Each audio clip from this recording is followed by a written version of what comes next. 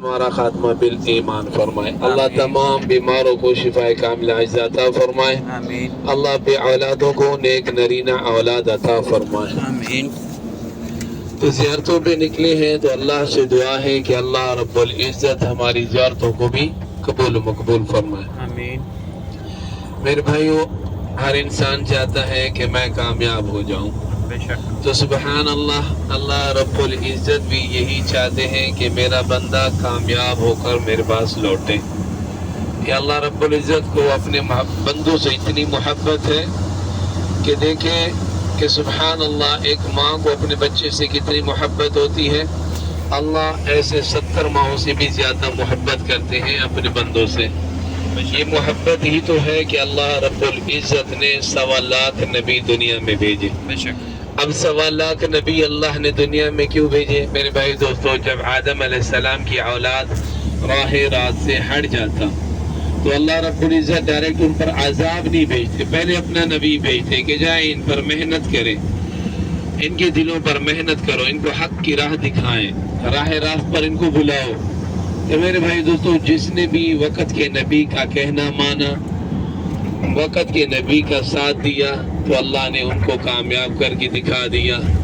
اب قرآن کے اندر بھی دیکھ لیں، بہت سے قوموں کے واقعات ہیں، اور نبی پاک صلی اللہ علیہ وسلم کے احادیث میں بھی بہت سے قوموں کے واقعات ملتے ہیں. جو لوگ کامیاب ہوئے ان کے بھی واقعات ملتے ہیں، اور جو ناکام ہوئے ان کے بھی واقعات ملتے ہیں. بے شک. اب کامیاب وہی لوگ ہوئے جنہوں نے وقت کے نبی کا کہنا مانا، ان کا ساتھ دیا، راہ راست پر آگے، وہ کامیاب ہو گئے. اور جنہوں نے کہنا نہیں مانا، انکار کیا، وہ ناکام ہوئے. ایسے ناکام ہوئے ہمیشہ کے لیے ناکامی میں چلے گئے.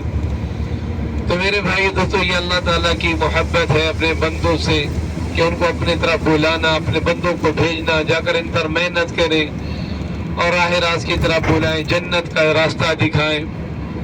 تو سبحان اللہ، یہ سلسلہ چلتا رہا. تو آخر میں اللہ رب العزت نے اپنے پیارے محبوب حضرت محمد مصطفیٰ صلی اللہ علیہ وآلہ وسلم کو بھیجا. آپ صلی اللہ علیہ وسلم کی ولادت مکہ مکرمہ میں ہوا.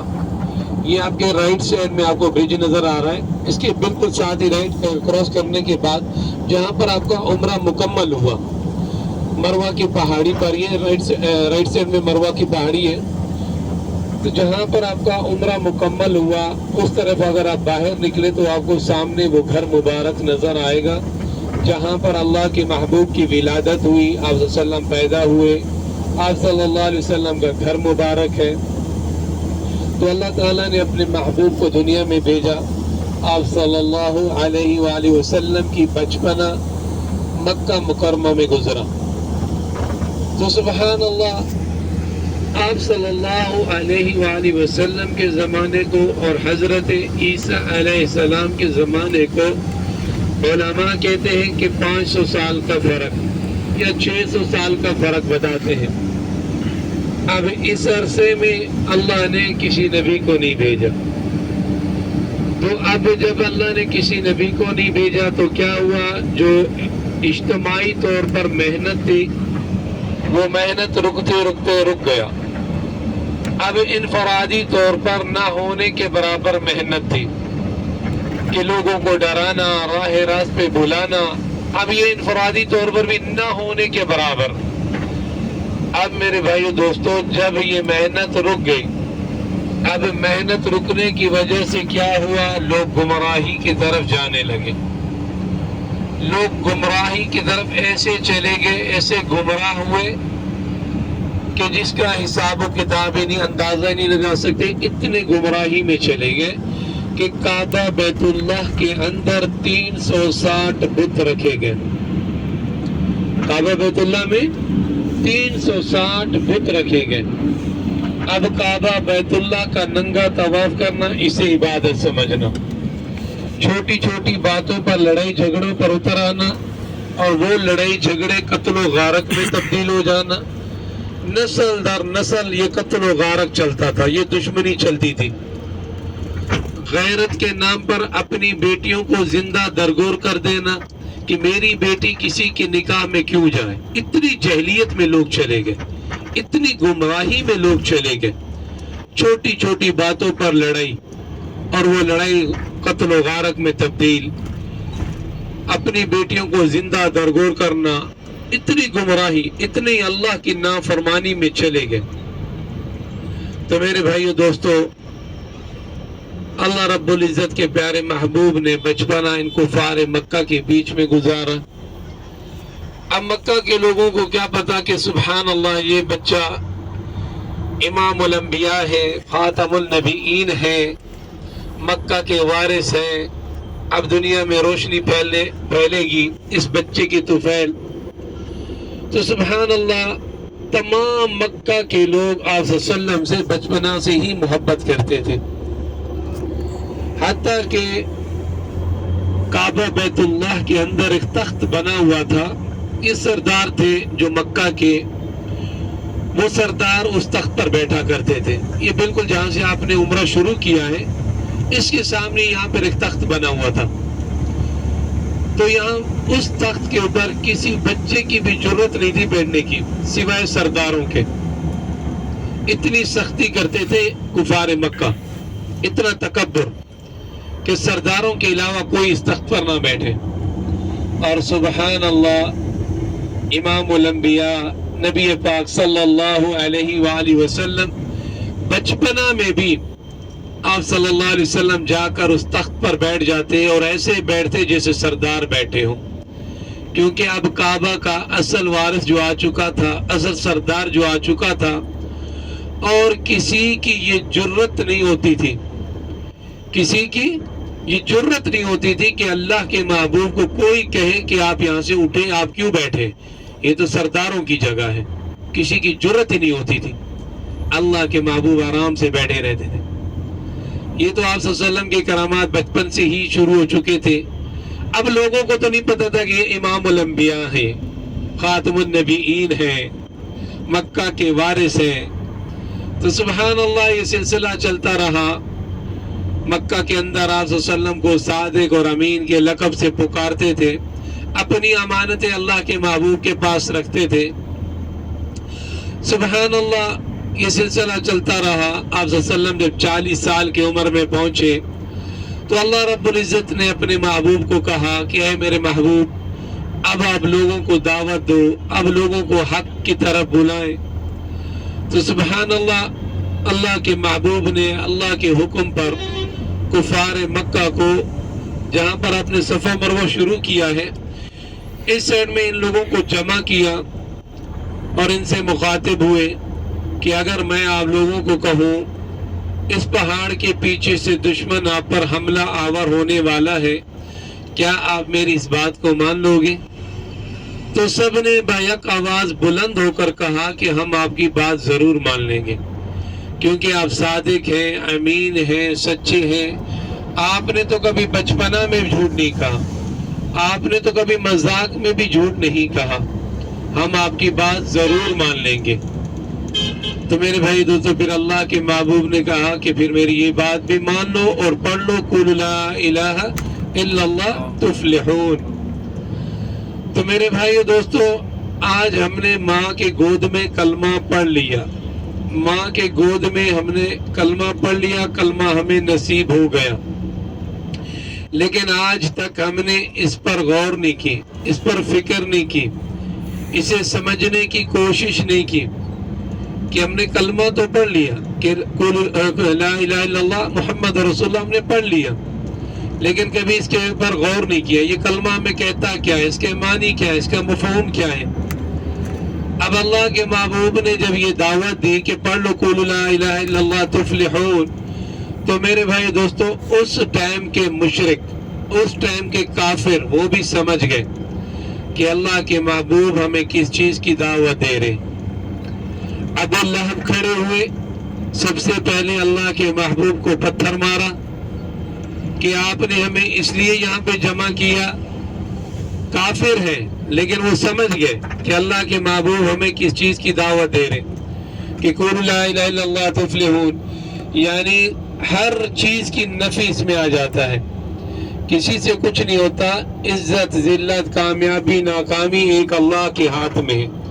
وہ سمجھ گئے کہ کہ ہمارے ان بتوں سے کچھ نہیں ہوتا، ایک اللہ سے ہوتا ہے۔ انہوں نے پتھر کیوں مارا کہ آپ نے ہمیں اس لیے جمع کیا، ہمارے ان 360 بتوں سے کچھ نہیں ہوتا جنہیں وہ خدا مانتے تھے، جن سے وہ مانگتے تھے، ان بتوں سے کچھ نہیں ہوتا، ایک اللہ سے ہوتا ہے۔ تو اللہ نے بھی قرآن اتار دیا، اللہ نے بھی اس پر لعنت اتار دی۔ میرے محبوب پر آپ نے ہاتھ اٹھایا، ہلاکت ہو آپ کے لیے، میرے محبوب کو آپ نے پتھر مارا۔ تو سبحان اللہ میرے بھائیو دوستو، حق کی بات آج بھی آپ کسی کو کہیں تو آپ کے مخالف سب کھڑے ہو جائیں گے۔ تو یہی ہوا جو کفار مکہ آپ صلی اللہ علیہ وسلم کو صادق اور امین کے لقب سے پکارتے تھے، وہی آپ صلی اللہ علیہ وسلم کے دشمن بن گئے، آپ صلی اللہ علیہ وسلم کو طرح طرح کی تکلیفیں دینے لگے۔ اب جو بھی شخص اسلام میں داخل ہوتا اسے بھی کفار مکہ تنگ کرتے، مشقت میں ڈالتے، ظلم کرتے۔ اسی طرح بہت سے صحابہ کے واقعات ہیں۔ حضرت بلال کا واقعہ دیکھ لیں کہ اس مکہ کے سرزمین پر ان کو گرم پتھروں پر لٹا دیا جاتا، دھوپ پہ لٹا دیا جاتا، ان کے سینے پر بہت بڑا ایک پتھر رکھ دیتے، ان سے کہا جاتا یا تو اس کلمے کو چھوڑ دو یا پھر اس حالت میں مر جاؤ۔ لیکن میں قربان جاؤں ان کے ایمان پر، وہ کہتے اب ہمیں یہ موت تو منظور ہے لیکن اب اس کلمے کو نہیں چھوڑ سکتے، اب اللہ کے محبوب کو نہیں چھوڑ سکتے، موت تو منظور ہے۔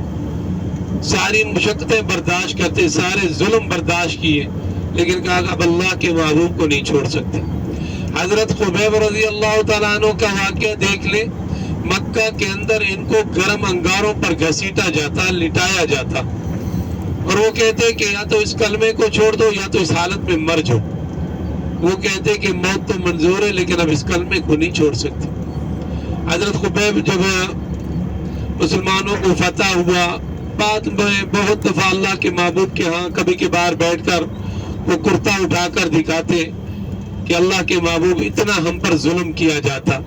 صحابہ کو یہ بتاتے کہ ان کے پیٹھ پر کھڈے بن چکے تھے کیونکہ گوشت جل کر ختم ہو چکا تھا، وہ دکھاتے اپنے کمر کہ اتنا بھی ہم نے ظلم برداشت کیا یہاں پر۔ تو مکہ والوں نے ظلم کی انتہا کر دی، اور سبحان اللہ صحابہ نے بھی برداشت کی انتہا کر دی۔ جب میرے بھائی دوستو ان کے ظلم و ستم بڑھ گئے، حد سے زیادہ تجاوز کر گئے، تو پھر صحابہ رضی اللہ تعالیٰ عنہ نے ہجرت کا عمل شروع کیا۔ صحابہ کو پتہ چلا کہ مدینہ منورہ کے لوگ اچھے ہیں، وہاں پر مسلمانوں کو تکلیف نہیں دی جا رہی، تو صحابہ نے اللہ کے محبوب سے اجازت لی کہ یا رسول اللہ ہمیں اجازت دیں، ان کے ظلم بڑھتے جا رہے ہیں دن بدن، ہم ہجرت کرنا چاہتے ہیں۔ اللہ کے محبوب نے ان کو اجازت دی، آہستہ آہستہ صحابہ یہاں سے ہجرت کرنے لگے۔ تو ایک دن حضرت ابو بکر رضی اللہ تعالیٰ عنہ کے دل میں بھی یہ بات آئی، اور کر انہوں نے رسول صلی اللہ علیہ وسلم سے کہا کہ یا رسول اللہ آپ مجھے اگر اجازت دیتے ہیں تو میں بھی ہجرت کرنا چاہتا ہوں۔ لیکن اللہ کے محبوب نے کہا ابو بکر صبر کرے، عین قریب آپ کو ایک ساتھی ملنے والے ہیں۔ تو ابو بکر سمجھ گئے کہ اب اللہ کے محبوب بھی ہجرت کرنے والے ہیں، اب اللہ کا حکم آنے والا ہے۔ کفار مکہ کا ظلم اتنا بڑھ چکا ہے کہ اب اللہ کا حکم آنے والا ہے اور اللہ کا محبوب بھی ہجرت کریں گے۔ ابو بکر اس تیاری میں بیٹھ گئے۔ تو سبحان اللہ کفار مکہ نے بھی ساری حدیں توڑ دی، انہوں نے آپس میں یہ صلاح کیا، مشورہ کیا کہ توبہ نعوذ باللہ، اب اللہ کے محبوب کو روکا جائے، لوگ اسلام میں دھڑا دھڑ داخل ہو رہے، کسی طرح یہ محنت رک جائے۔ انہوں نے یہ مشورہ کیا کہ توبہ نعوذ باللہ کہ اللہ کے محبوب کو شہید کر دیا جائے، قتل کر دیا جائے۔ اب انہوں نے یہ مشورہ کیا، اللہ تعالیٰ نے جبرائیل امین کو بھیج دیا کہ جا کر میرے محبوب کو کہو کہ آپ ہجرت کریں، آج رات اپنے گھر نہ سوئیں، انہوں نے یہ پلان بنا لیا ہے، آپ ہجرت کریں، مدینہ منورہ کی طرف نکلیں۔ تو سبحان اللہ، اب جس کی حفاظت اللہ کرے اسے کون نقصان پہنچا سکتا ہے؟ بے شک۔ اب کفار مکہ 100 تلواریں لے کر اللہ کے محبوب کے گھر کو گھیر لیا، حتیٰ کہ اس وقت بھی اللہ کے محبوب کے پاس کفار مکہ کی امانتیں تھیں۔ آپ صلی اللہ علیہ وسلم نے علی کو بلایا، اور حضرت علی سے کہا کہ علی یہ امانتیں فلاں فلاں شخص کے ہیں، یہ امانتیں کل ان کو لٹا کر اس کے بعد آپ ہجرت کرنا، مدینہ کی طرف آ جانا، اور میں اللہ کے حکم سے آج ہجرت کر رہا ہوں مدینہ منورہ کی طرف۔ اور سبحان اللہ، اللہ کے محبوب اپنے گھر سے نکلے، مٹی اٹھائی، سورۃ یاسین کی پہلی 3 آیاتیں پڑھی، پڑھ کر وہ مٹی ان کے اوپر ڈال دیا۔ سبحان اللہ، اللہ تعالیٰ نے اپنے محبوب کی حفاظت کی، 100 تلواروں کے بیچ سے نکلے، ان کو پتہ تک نہ چلا، وہ آنکھ ملتے رہ گئے، اللہ کے محبوب ان کے بیچ سے چلے گئے۔ جب اللہ کے محبوب وہاں سے نکلے تو سب سے پہلے حضرت ابو بکر کے گھر گئے۔ جب ابو بکر کے گھر گئے، ابو بکر کو ساتھ لیا، ابو بکر کو ساتھ لیا تو پھر آپ صلی اللہ علیہ وسلم نے ہجرت شروع کی۔ جب ہجرت شروع کی تو اللہ کے محبوب نے سب سے پہلے جو راستہ اختیار کیا جبل سور کا، سب سے پہلے جبل سور کی طرف آئے۔ جبل سور میں اللہ کے محبوب نے 3 راتیں گزاری۔ اب یہ راستہ احتیاطاً اختیار کیا۔ یہاں پر 3 رات گزارنے کے بعد پھر اللہ کے محبوب نکلے مدینہ منورہ کی طرف۔ اب ہم جبل سور کے قریب آ چکے ہیں۔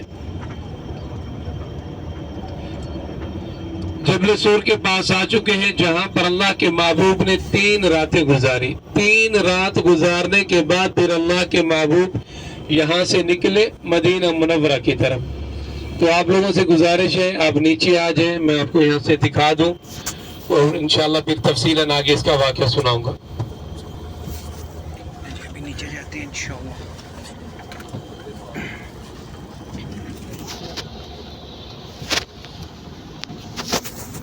آج ایکچولی تھوڑا لیٹ ہو گئے تھے تو صبح انشاءاللہ امی اور ابو کو اور سسٹر کو بھی ساتھ لے کے تیار کے لیے انشاءاللہ۔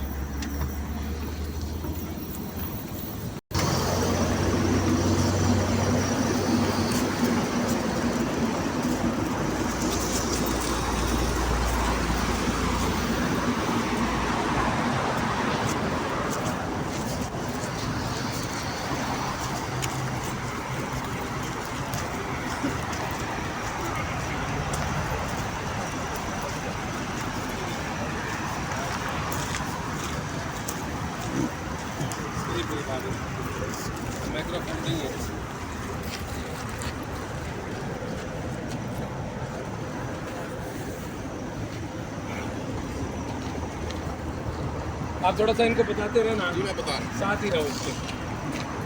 Stay with me. بسم اللہ الرحمن الرحیم، اللہم صلی علی محمد نبی امہ وعلی آلہ وسلم تسلیما، جزا اللہ عنا سیدنا محمد و اہلہ۔ میرے بھائیو دوستو، اب اس پہاڑ کے دکھانے کا مقصد، یہاں آنے کا مقصد کہ ہمارے اندر وہ درد وہ غم پیدا ہو جائے جو اللہ کے محبوب کے سینے میں تھا۔ اب دیکھیں اللہ تعالیٰ کو اپنا محبوب کتنا پیارا ہے، اللہ کو اپنا محبوب کتنا پیارا ہے، اپنے محبوب سے کتنی محبت کرتے ہیں اور اپنے بندوں سے کتنی محبت کرتے ہیں۔ 70 ماؤں سے بھی زیادہ اللہ تعالیٰ اپنے بندوں سے محبت کرتے ہیں، لیکن اللہ رب العزت کو اپنا دین اتنا محبوب ہے کہ اس دین کی خاطر اللہ کے محبوب بھی مشقت برداشت کر رہے ہیں۔ اب اللہ کے محبوب کا گھر مبارک مکہ مکرمہ میں جہاں پر مروہ پہ آپ کا عمرہ مکمل ہوا، آپ باہر نکلے، سامنے آپ کو اب لائبریری بنا ہوا ہے، وہ گھر مبارک ہے، وہاں پر اللہ کے محبوب پیدا ہوئے، وہ گھر مبارک ہے۔ اب کفار نے اس گھر کو گھیر لیا، اس گھر کو گھیر لیا 100 تلواریں لے کر۔ اب اللہ کے محبوب وہاں سے نکلے، اللہ نے اپنے محبوب کی حفاظت کی۔ اب مدینہ کا راستہ اس طرف، مدینہ اس طرف، اللہ کے محبوب نے یہ راستہ کیوں اختیار کیا؟ ابو بکر کے ساتھ احتیاطاً یہ راستہ اختیار کیا کہ اس طرف دشمن ہے، یہ راستہ سیف رہے گا۔ یہ اللہ کی قدرت ہے، اللہ کی حکمت ہے، ان میں بھی اللہ کی حکمت ہی ہے کہ سبحان اللہ، اللہ کے محبوب نے یہ راستہ اختیار کیا۔ اب میں آپ کو سنا رہا ہوں، آپ سن رہے ہیں، کہنا سننا آسان ہے، جنہوں نے یہ مشقت برداشت کی، یہ دین جو ہمیں ماں کے گود میں نصیب ہوا ہے، میرے بھائیو دوستو، اس کے پیچھے بہت بڑی قربانی ہے، اللہ کی محبوب کی قربانی۔ صحابہ کی قربانی، اس دین کی خاطر اللہ کے محبوب کی 2 بیٹیوں کو طلاقیں دی گئی، اس دین کی خاطر صحابہ نے کتنی مشقتیں برداشت کی، صحابہ نے اپنے بچوں کو یتیم کرایا، بچے میرے بھائی دوستوں شہید ہوئے، صحابہ شہید ہوئے، کتنی قربانیاں دی، تب جا کر یہ دین ہم تک پہنچا۔ اب اس غار پر آنے کا مقصد کیا ہے کہ ہمیں احساس و درد و غم پیدا ہو جائے، دین کے مٹنے کا غم۔ اب غار جو ہے یہ چوٹی کے اوپر آپ دیکھیں، آپ کو یہ نظر آ رہا ہے چوٹی کے اوپر، یہ وہ غار ہے، یہ اندر کا وہ غار ہے، بڑے پتھر، وہ چوٹی کے اوپر جو بڑا پتھر ہے وہاں پر وہ غار ہے جہاں پر اللہ کے محبوب نے 3 راتیں گزاری۔ 3 رات گزارنے کے بعد پھر اللہ کے محبوب مدینہ روانہ ہوئے۔ اب میں نے کہہ دیا، آپ نے سن لیا، 5000 فٹ اس کی بلندی ہے، الحمدللہ 2 دفعہ جا چکا ہوں۔ 5000 فٹ بلندی، یہ طے کرنا تب پتہ چلے گا جب چلو گے۔ ابو بکر رضی اللہ تعالیٰ عنہ، سبحان اللہ، اللہ سے دعا کیا کریں اللہ ہمیں بھی ایسی محبت نصیب فرمائے جو ابو بکر کے سینے میں تھا، جو صحابہ کے دلوں میں تھا۔ میں قربان جاؤں صدیق کی صداقت پر، صدیق کی محبت پر۔ اس سفر کے دوران ابو بکر کبھی دوڑتے ہوئے اللہ کے محبوب سے آگے چلے جاتے، کبھی دوڑتے ہوئے پیچھے چلے جاتے۔ کیوں؟ آگے سے دشمن آئے تو صدیق کو نقصان پہنچے، صدیق کے دوست کو کچھ نہ ہو، صدیق کے محبوب کو کچھ نہ ہو۔ پیچھے دوڑتے ہوئے جاتے، دشمن پیچھے سے آ جائے تو صدیق پر وار ہو لیکن صدیق کا دوست محفوظ رہے۔ یہ وہ محبت تھی۔ تو اس عالم میں اچانک ابو بکر رضی اللہ تعالیٰ عنہ کی نگاہ پڑتی ہے، جہاں پر اللہ کے محبوب قدم رکھتے ہیں وہاں پر خون کے قطرے نظر آئے۔ تو ابو بکر رضی اللہ تعالیٰ عنہ رک گئے۔ نبی پاک صلی اللہ علیہ وسلم کہنے لگے، ابو بکر کیا ہوا، کیوں رک گئے؟ ابو بکر کہنے لگے، یا رسول اللہ اب برداشت نہیں ہوتا، اب برداشت نہیں ہوتا، یا رسول اللہ میرے ہوتے ہوئے آپ کے پاؤں زخمی ہو گئے، خون نکل رہا ہے اور ابو بکر ساتھ میں ہو، یہ برداشت نہیں ہے۔ میں قربان جاؤں صدیق کی محبت پر، اللہ کے محبوب کو اپنے کندھے پر اٹھایا، کندھے پر اٹھا کر غار تک لے کر گئے۔ سبحان اللہ۔ یہ اب کہنا سننا آسان ہے، نبوت کو اٹھا کر وہاں تک لے کر جانا کسی عام انسان کے بس کی بات نہیں ہے۔ حتیٰ کہ مکہ فتح کے وقت، جب مکہ فتح ہوا، جب بتوں کو توڑا جا رہا تھا، اللہ کے محبوب ایک بڑے بت کے پاس کھڑے تھے، ساتھ میں ایک صحابی رسول تھے، ان سے کہا کہ میرے کندھے پر آ جاؤ، اس کی گردن اڑا دو۔ تو صحابی رسول تھا، ادباً احتراماً کہا کہ یا رسول اللہ میں آپ کے کندھے پہ آؤں، یہ نہیں ہو سکتا، یا رسول اللہ آپ میرے کندھے پر آئے، میں آپ کو اٹھاتا ہوں، آپ اس کی گردن اڑا دیں۔ اللہ کے محبوب نے کہا یہ آپ کی بس نہیں، آپ کے بس کی بات نہیں، یہ ابو بکر کی شان ہے جنہوں نے نبوت کو اٹھایا اپنے کندھوں پر، جبل صور تک لے کر گئے۔ صحابی رسول تھا، انہوں نے اصرار کیا، اللہ کے محبوب ان کے کندھے پر آئے۔ وہ صحابی رسول کہتے کہ میں نے پوری کوشش کی، میں نے زور لگایا، میں اللہ کے محبوب کو اٹھا نہ سکا، اللہ کے محبوب کو اٹھا نہ سکا۔ یہ وہ شان تھی ابو بکر کی، جنہوں نے اللہ کے محبوب کو، نبوت کو اپنے کندھے پر اٹھا کر وہاں تک لے کر گئے۔ یہ وہ غار ہے، یہ وہ قربانی ہے۔ اس قربانی پر اللہ رب العزت نے قرآن کی یہ جو آیاتیں آپ دیکھ رہے ہیں، یہ ابو بکر کی شان میں اتری ہیں۔ اللہ نے ابو بکر کی شان میں قرآن اتار دیا۔ یہ وہ شان میں یہ جو قرآن کی یہ جو آیتیں ہیں، اور یہاں پر اس غار پر اللہ کے پھر ایک مدد اتری۔ اب یہ بھی ایک اللہ کی مخلوق ہے آپ کے سامنے۔ ہم اگر دین کی محنت نہیں کریں گے، اللہ قادر ہے کسی سے بھی دین کا کام لے لے، کسی سے بھی اپنے محبوب کی حفاظت کرا لے۔ اب یہاں پر اللہ کے محبوب نے کیسے حفاظت کرائی؟ مٹی ڈالا، ان کی آنکھوں کی روشنی چلی گئی، وہ آنکھ ملتے رہے، اللہ کے محبوب چلے گئے، حتیٰ کہ کفار مکہ یہاں تک بھی پہنچ گئے، یہاں تک بھی، اس غار تک بھی۔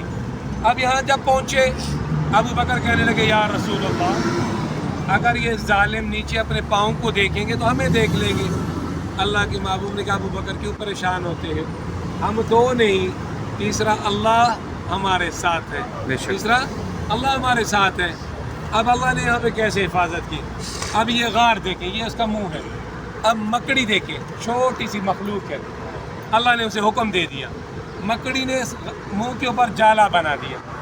اب یہ مخلوق ہے، چھوٹی سی مخلوق ہے، اب اس کبوتری نے جا کر انڈے رکھ دیے، حتیٰ کہ ان کافروں میں سے ایک نے کہا کہ اس غار میں دیکھے، یہاں تو نہیں ہے.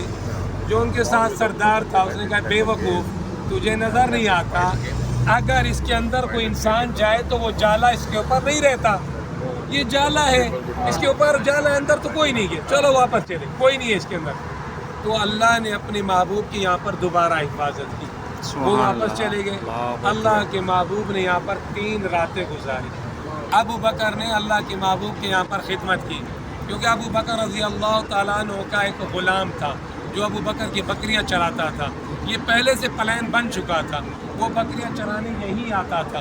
تو ابو بکر نے اپنی بکریوں کا دودھ دو کر اللہ کے محبوب کو پلایا، ان کو کھانا کھلایا، یہاں پر خدمت کی. 3 دن کے بعد اللہ کے محبوب یہاں سے نکلے. اب آپ کے دل میں یہ بات ہوگی ہم بھی اوپر جانا چاہتے ہیں، آپ جائیں، کوئی مسئلہ نہیں ہے. اس درد کے ساتھ ہم بھی جائیں، ہمیں بھی وہ احساس پیدا ہو، دین کے مٹنے کا غم پیدا ہو. اس نیت کے ساتھ آپ جا سکتے ہیں جہاں پر اللہ کے محبوب بیٹھے ہوں، قدم مبارک لگے ہوں. وہ زمین کا ٹکڑا، دنیا کے اندر جتنے زمین کے ٹکڑے ہیں ان سے افضل ترین ٹکڑا. لیکن آج کے دن ہمارے ساتھ رہے، ساری زیارتیں کر لو، ساری زیارتیں دیکھ لو، پھر آپ کے پاس 5 دن ہیں، ان کے بعد آپ پلان بنا لو، آپس میں 4 آدمی کو گروپ بنا لو، چھوٹی گاڑی میں آ جاؤ. اب بھی آپ دیکھیں گے تو اوپر لوگ نظر آ رہے ہیں، یہاں سے نیچے سے دیکھیں آپ کو لوگ نظر آ رہے ہوں گے اوپر جا رہے ہیں. تو ابھی بھی لوگ اوپر جا رہے ہیں، آپ جانا چاہیں تو جا سکتے ہیں. 1 گھنٹے کا سفر ہے، 1 گھنٹہ 20 منٹ 1 گھنٹہ لگ جاتا ہے نوجوان بندے کا. تو جانا چاہتے ہو تو آپ جائیں. اور یہ جو ساری زیارتیں ہم کراتے ہیں اس کے اندر وہ ساری زیارتوں کی تفصیل ہے، تصویریں ہیں. کوئی لینا چاہتا ہے ان سے لے لو، اس نیت کے ساتھ کہ یہ اللہ کے محبوب کے شہر کے لوگ ہیں، ان کی روزی پانی اگر آپ 5-10 روپے خرچ کرتے ہیں لے لیتے ہو، ان سے ان کا چولہا جلے گا، آپ کو اس کا اجر و ثواب ملے گا. اس نیت سے یہاں پہ جو بھی شاپنگ کرے اس نیت سے کرے کہ یہاں پہ اللہ کے محبوب کے شہر کے لوگ ہیں، ہمارے پیسوں سے ان کا گھر چلے گا، اس کے اوپر آپ کو اجر ثواب ملے گا. سامان تو ویسے لیتے ہو، نیت تو یہ ہونی چاہیے نا. نیت یہ ہوگا تو انشاءاللہ ہمیں اس کا اجر و ثواب بھی ملے گا. اللہ تعالیٰ سے دعا ہے اللہ تعالیٰ ہمیں دین کے مٹنے کا غم نصیب فرمائے، اللہ ہماری پریشانیاں دور فرمائے، اللہ ہمیں نبی پاک صلی اللہ علیہ وسلم کی محنت کے لیے قبول فرمائے، اور یہ درد و غم پیدا ہو کہ پوری دنیا میں جائیں، اس دین کو پھیلائیں، اس دین کو لے کر جائیں. ٹھیک ہے، چلیں.